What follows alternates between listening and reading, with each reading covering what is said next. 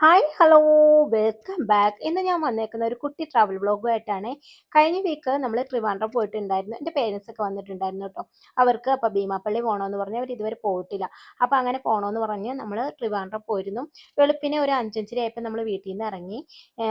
ഒരു 9 മണിയോട് കൂടി ട്രിവാൻഡ്രം എത്തി കേട്ടോ. അത് കഴിഞ്ഞ് ഭീമാപ്പള്ളി പോയതിന് ശേഷം പിന്നെ നമ്മൾ പോകുന്നത് ഇപ്പോൾ കോവളത്തേക്കാണ് കേട്ടോ. അപ്പോൾ ഭീമാപ്പള്ളിയുടെ വീഡിയോസ് ഒന്നും ഞാനിവിടെ ആഡ് ചെയ്തിട്ടില്ല. ഒരു 3 മന്ത് ബാക്ക് ഞാൻ ട്രിവാൻഡ്രം പോയിരുന്നു. അപ്പോൾ ഭീമാപ്പള്ളിയുടെ വീഡിയോസ് വ്ളോഗായിട്ട് ഇട്ടിട്ടുണ്ട് കേട്ടോ.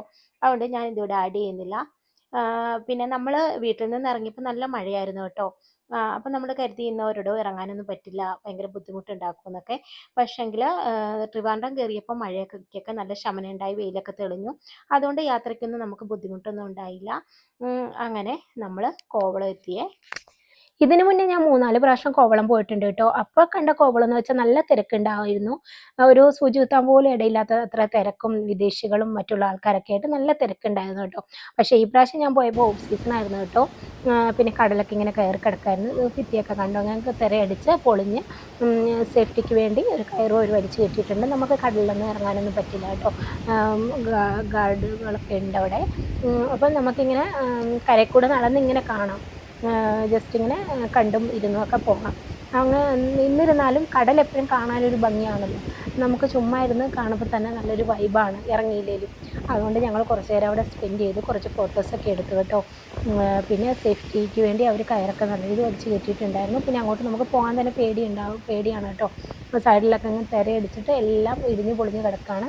കടകളിലൊക്കെ ആണെങ്കിലും തിരക്കൊന്നുമില്ല, എല്ലാം വിജനമായിട്ട് ഇങ്ങനെ കിടക്കുകയാണ് കേട്ടോ. നമ്മളെപ്പോലെ പിന്നെ കുറച്ച് വിരലിലെണ്ണാവുന്ന കുറച്ച് ആൾക്കാർ മാത്രമേ അവിടെ ഉണ്ടായിരുന്നുള്ളൂ.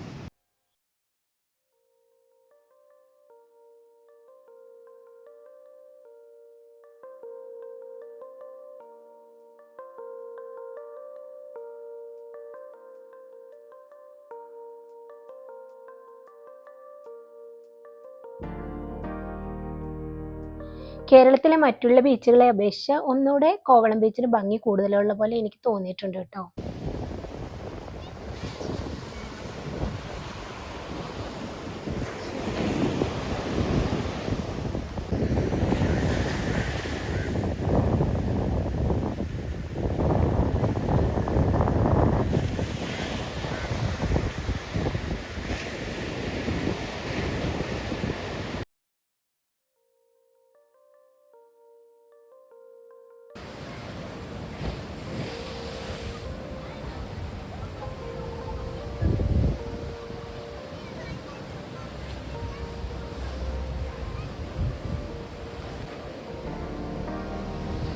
ഈ ലൈറ്റ് ഹൗസിൽ കയറി ഫുൾ വ്യൂ എന്നാന്ന് കാണാമെന്ന് ഓർത്തപ്പം ഇന്നവിടെ അവധിയായിരുന്നു കേട്ടോ. നമ്മൾ പോയതൊരു മൺഡേ ആയിരുന്നു. മൺഡേ അവിടെ അവധിയാന്ന് പറഞ്ഞു. അതുകൊണ്ട് അതും കാണാനൊത്തില്ല. പിന്നെ നമ്മൾ കുറച്ച് നേരം അവിടെ സ്പെൻഡ് ചെയ്തു. അത് കഴിഞ്ഞ് പിന്നെ നമ്മൾ തിരികെ വരാമെന്നോർത്ത് ഒരുങ്ങിയപ്പോഴത്തേക്കും അപ്പുറത്തെ ഭാഗത്ത് നമുക്ക് ഇറങ്ങാനുള്ള ഓപ്ഷൻ ഉണ്ട് കേട്ടോ. അവിടെ സെക്യൂരിറ്റി ഗാർഡ് ഉണ്ട്, എന്നാലും നമുക്കവിടെ ഇറങ്ങാം. കാരണം തിരയൊക്കെ നന്നായി കുറവുണ്ടായിരുന്നു കേട്ടോ. എൻ്റെ പേരൻസ് എൻ്റെ കൂടെ ഉള്ളതുകൊണ്ട് തന്നെ എൻ്റെ അമ്മച്ചിക്കൊക്കെ നല്ല പേടിയാണ് കടലിനെ.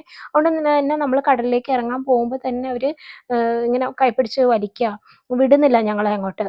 പിന്നെ ഞങ്ങൾ അവരെ കൊണ്ട് വണ്ടിയിൽ ഇരുത്തിയേച്ച് ഞങ്ങൾ പിള്ളേർ മാത്രം കടലിൽ ഇറങ്ങി കേട്ടോ. കുറച്ച് നേരം അങ്ങനെ ഏതായാലും വന്നതല്ലേ, ഇപ്പം ഇറങ്ങാതെ എങ്ങനെയാണ് പോകുന്നത്. അപ്പം അത് അവിടെ വലിയ തിരയൊന്നുമില്ല, നമുക്ക് വിജനമായിരുന്നു.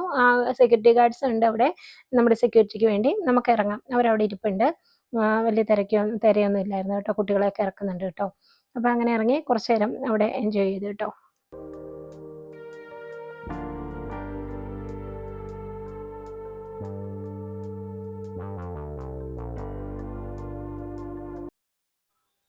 കുറച്ച് നേരം കടലിൽ സ്പെൻഡ് ചെയ്തതിന് ശേഷം ഞങ്ങൾ പിന്നെ നേരെ പോയത് വിഴിഞ്ഞം തുറമുഖത്തേക്കാണ്.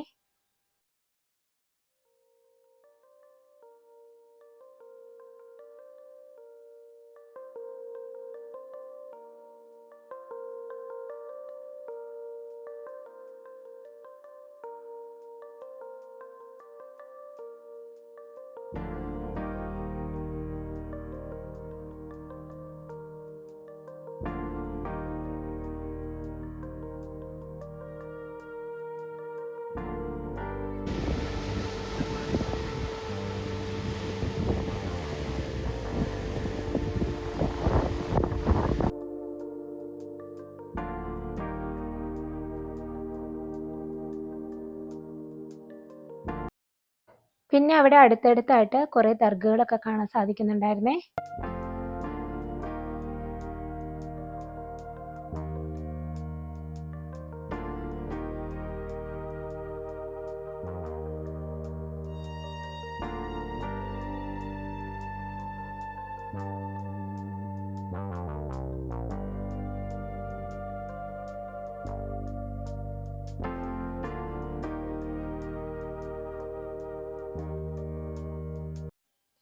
ഇത് ഞാൻ നേരത്തെ കാണിച്ചില്ലേ, ആ ദർഗ ഷെരീഫിൽ നിന്ന് നോക്കുമ്പോഴുള്ള വ്യൂ ആണ് കേട്ടോ. ഈ കാണുന്നത് വിഴിഞ്ഞം ഹാർബറാണ്. അവരുടെ വീടുകളൊക്കെയാണ് നമുക്കിവിടെ കാണുന്നത് കേട്ടോ. അപ്പോൾ അവിടെ നിന്നുള്ള വ്യൂ ആണിത്. നല്ല ഭംഗിയുണ്ടായിരുന്നു കാണാൻ കേട്ടോ. ചിത്രം വരച്ച പോലെ കാണുമ്പോഴത്തേക്കുവേ. പിന്നെ ഞങ്ങൾ അവിടേക്ക് പോയി കേട്ടോ. അവിടെ ചെന്നപ്പോൾ നല്ല രസകരമായിട്ടുള്ള കാഴ്ചകളാണ് കേട്ടോ കാണാൻ സാധിച്ചത്. നമ്മുടെ കണ്ണുകൾ കൊണ്ട് കാണുന്ന അത്രയും സൗന്ദര്യം വീഡിയോസിൽ ഇല്ലാന്ന് എനിക്ക് തോന്നി കേട്ടോ. പിന്നെ ബോട്ടിൽ മീൻ പിടിച്ചുകൊണ്ട് വരുന്നതും പിന്നെ നെക്സ്റ്റ് മീൻ പിടിക്കാൻ വേണ്ടി അങ്ങോട്ട് പോകുന്നതും മീനുകളെ വില പറഞ്ഞ് വാങ്ങുകയൊക്കെ ചെയ്യുന്നുണ്ടായിരുന്നു അവിടെ കേട്ടോ. നല്ല ഭംഗിയുണ്ടായിരുന്നു കാണാനായിട്ട്. ചിലപ്പോൾ അവിടെ ഉള്ളവർക്ക് ഇത് അത്ര വലിയ രസകരമായ കാഴ്ചയൊന്നും ആയിരിക്കത്തില്ല. നമ്മൾ ആദ്യമായിട്ട് കാണുന്നതുകൊണ്ടായിരിക്കും നമുക്കിതൊക്കെ നല്ല ഭംഗിയായിട്ട് തോന്നുന്നത്. ആ ഹാർബറിൽ ആ ബോട്ട് കിടക്കുന്നത് കാണാൻ തന്നെ നല്ല ഭംഗിയുണ്ടായിരുന്നു കേട്ടോ. നല്ലൊരു വ്യൂ ആയിരുന്നു.